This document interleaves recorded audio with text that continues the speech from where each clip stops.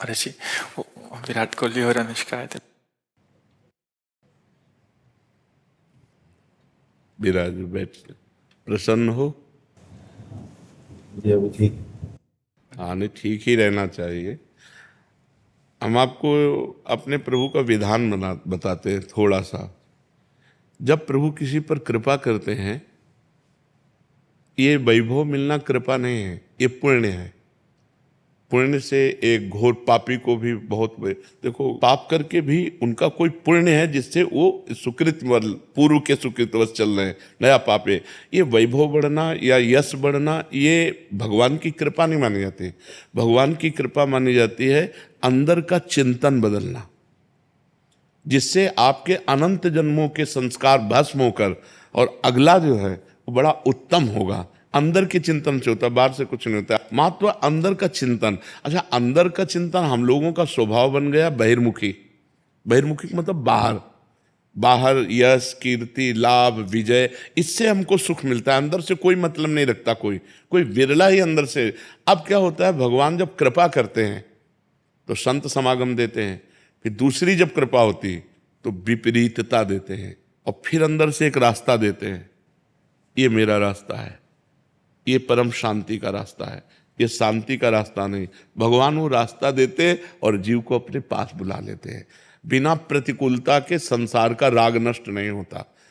किसी को भी वैराग्य होता है तो संसार की प्रतिकूलता देखकर वैराग्य होता है। सब कुछ हमारे अनुकूल है तो हम आनंदित होकर उसका भोग करते हैं। जब हमारे ऊपर प्रतिकूलता आती है तब ठेस पहुंचती है कि इतना झूठा संसार, तो अंदर से भगवान रास्ता देते हैं। ये सही है। भगवान बिना प्रतिकूलता के इस संसार को छुड़ाने का कोई भी औषधि नहीं रखी। आज तक जितने बड़े महापुरुष हुए हैं, जिनका जीवन बदला है, उनको प्रतिकूलता का दर्शन करके बदला है। तो कभी प्रतिकूलता आए तो उस समय आनंदित हो कि मेरे ऊपर अब भगवान की कृपा हो रही है, कि मुझे सतमार्ग में चलने की प्रेरणा मिल रही है। अगर सतमार्ग छूटा हो, ये सब तो एक सेकंड के लिए आप विचार कीजिए। अब अपना सुधार कर लो, अपने जीवन को सत्य में ले आओ, तो अगला जो होगा वो बहुत जोर का होगा।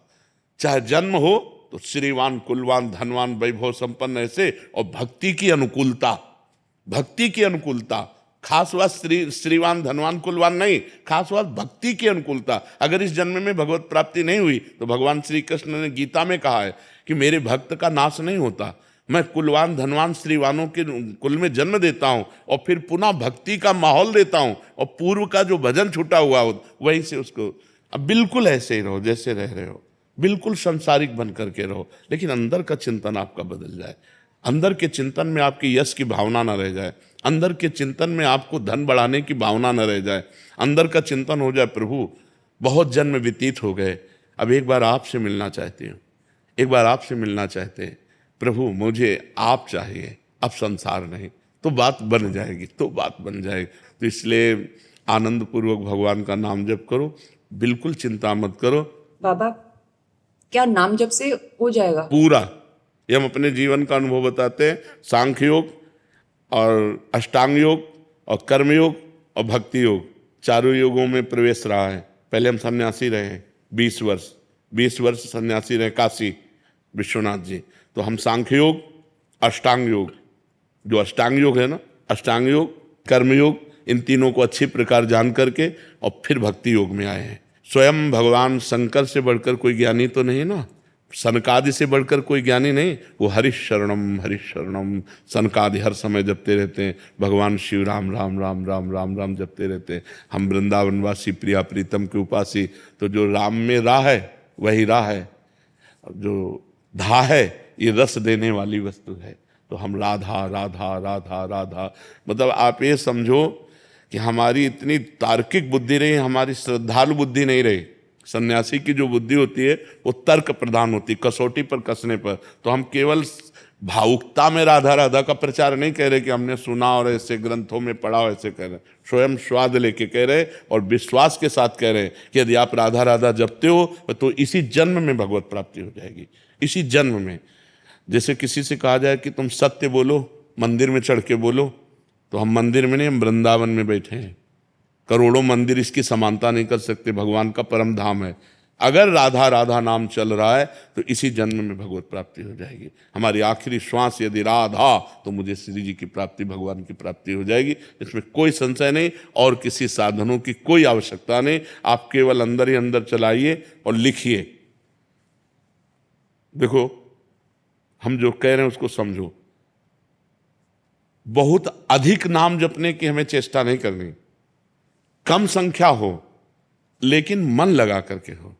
जैसे हम, अब देखो, आप लिखो राधा, अपने दिमाग में लिखो, खुले नेत्र लिखो या बाहर बाहर देखो, दिखाई दे रहा है राधा लिखा हुआ। वही कान में सुनो राधा, वही अंदर उठाओ राधा। ये तीनों का एकाकार हो जाए तो ये करोड़ों नाम जप के बराबर है।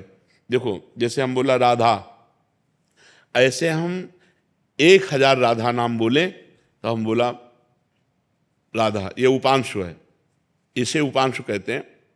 राधा राधा राधा राधा 1000 बार, ये उपांशु हुआ। अब ये ऐसे उपांशु हम 10,000 बार जप करें, अंदर देखते हुए बोले राधा, उपांशु 10,000 बार नाम जप करने का फल एक बार मानसिक में है। इतना बड़ा फल है ये। ऐसे राधा राधा राधा चल रहा है, नेत्रों से हम उसे देख रहे हैं, कानों से उसे सुन रहे हैं। आप देखना कि अगर मन भगेगा तो आप लिख नहीं पाओगे राधा नाम, अगर लिख रहे हो तो मन भगेगा नहीं। तो चाहे 10 बार लिखो, 100 बार लिखो, लेकिन एक अभ्यास बनाओ ऐसा कि कुछ समय शांति से स्नान आदि करके बैठ गए और राधा राधा लिख रहे हैं, उसी का चिंतन कर रहे हैं। इसे अपना जीवन बना लो, फिर आप परिणाम में खुद देख लेना। कोई घाटे का सौदा तो है नहीं। ठीक है, ये सखी को दे दे, ठाकुर शिव जी की है।